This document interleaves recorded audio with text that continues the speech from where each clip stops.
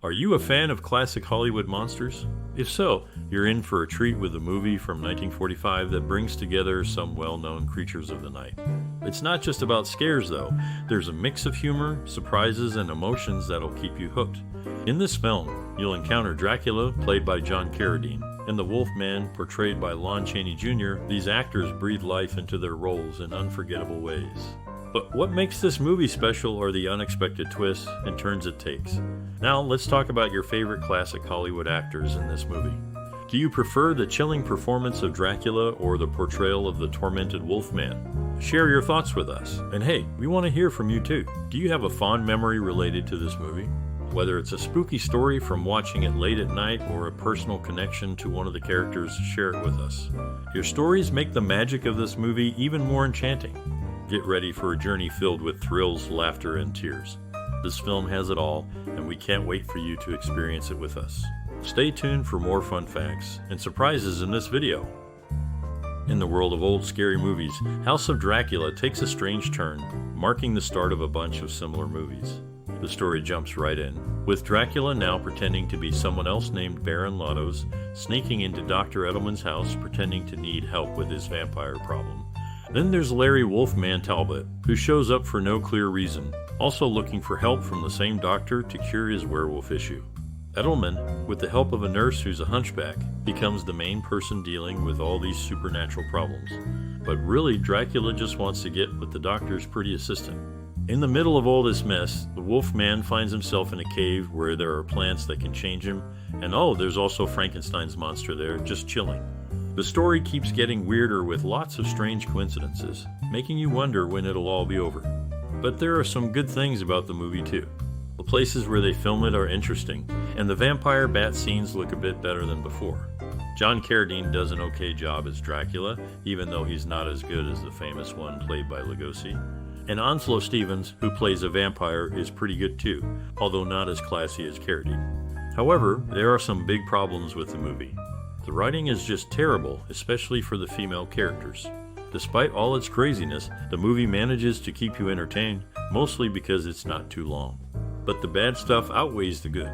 The story doesn't focus enough on the supernatural fights between the monsters, and Dracula's character isn't as good as it could be. Also, this movie shows Dracula turning someone else into a vampire, which is different from the usual way, maybe because the people making the movie were worried about some hidden meanings. The Wolfman, who's usually a big part of these movies, doesn't do much here, and Frankenstein's monster doesn't show up until the end, which is a letdown. Glenn Strange does a great job as the monster, but they don't use him enough, and it leaves you wanting more. Sadly, House of Dracula is where things start going downhill for this series, ending on a disappointing note before the funny one with Abbott and Costello meeting Frankenstein. The series that used to be so good seems to lose its sparkle, just like Dracula himself. Stevens began his career on Broadway in 1936 and remained active until 1957. Offstage, he had altercations with leading ladies Kim Stanley and Joan Loring. Carradine appeared alongside Lon Chaney Jr. in 11 films, including House of Dracula in 1945. Karloff, one of the original founders of the Screen Actors Guild, held Screen Actors Guild Card 9. These actors left lasting impacts on the film industry, showcasing their talents in various roles.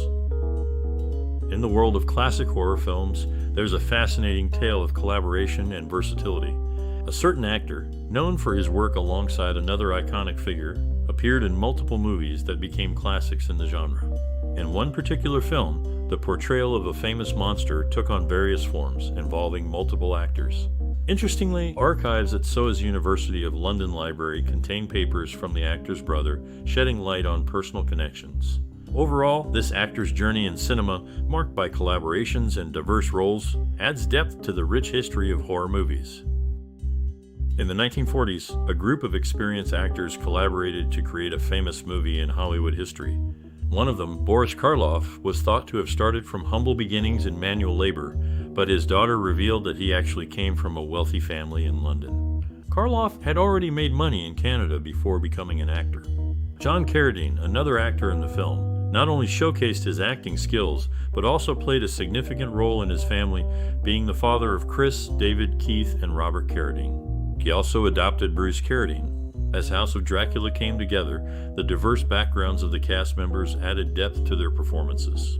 Karloff's journey from a well-off life in Hornby Mansions to Hollywood, and Carradine's role as the head of a famous acting family brought unique layers to the film. These behind-the-scenes insights into Boris Karloff and John Carradine shed light on the various aspects of the individuals who contributed to the making of House of Dracula.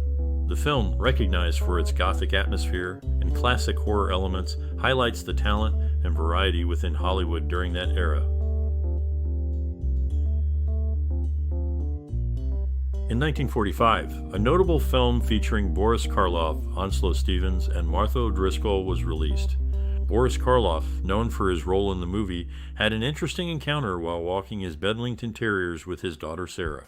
On one occasion, they encountered a drunken man who claimed to have seen sheep bark and begged for a ride to Cedars of Lebanon Hospital. Karloff obliged and took him there. Onslow Stevens, another actor in the film, became a member of the Screen Actors Guild in late 1935. Martha O'Driscoll, also part of the cast, contributed to the establishment of the Appleton Museum of Art in Ocala, Florida, USA, alongside her husband and sister-in-law. The museum opened its doors in 1987. These actors, each with their own unique background and contributions, played roles in the 1945 movie House of Dracula. In the movie, Martha O'Driscoll, who debuted in the big broadcast of 1936 at the age of 13, portrays a significant role. Onslow Stevens, the eldest child of actor Housley Stevenson, is also part of the cast. Ludwig Stössel, known for his performance in various mediums including television, adds depth to the ensemble. Notably, in 1955, he played Ludwig, a character reminiscent of Karl the Waiter in the television adaptation of Casablanca. Each actor brings a unique background and skill set to their respective roles, enhancing the overall performance in the film. Their combined talent contributes to the movie's success, creating a memorable viewing experience for audiences. In one of his last roles, Boris Karloff starred in the movie. By the time he passed away, he had been residing in England for several years. Lon Chaney Jr., another actor in the film, attended Hollywood High School with Fay Wray and Joel McCrea. The climax of the movie is notable as it features the character of Larry Talbot confronting the Frankenstein monster in human form, a departure from their usual encounters as the Wolfman. This scene is significant because it marks the first time such a confrontation occurs. The only other instance of this clash happened in Frankenstein Meets the Wolfman. In a series of classic monster movies, Lionel Atwill played various unique characters. He appeared in 5 films, including Son of Frankenstein, Ghost of Frankenstein, Frankenstein Meets the Wolfman, and House of Frankenstein. Boris Karloff, famous for playing Frankenstein's monster, got his big break because Bela Lugosi turned down the role in 1931. Lugosi's decision opened the door for Karloff's success. Before this, Karloff had only played small parts. Despite his success in movies, Atwill faced personal challenges. His homes were hit by tragedies like the California fires in October 1935 and a coastal storm in December 1936. Even his estate in Maryland, once visited by royalty, was burglarized twice in August 1937. In House of Dracula, Atwill and Karloff added to the history of classic monster movies, each leaving their own memorable impact on the genre.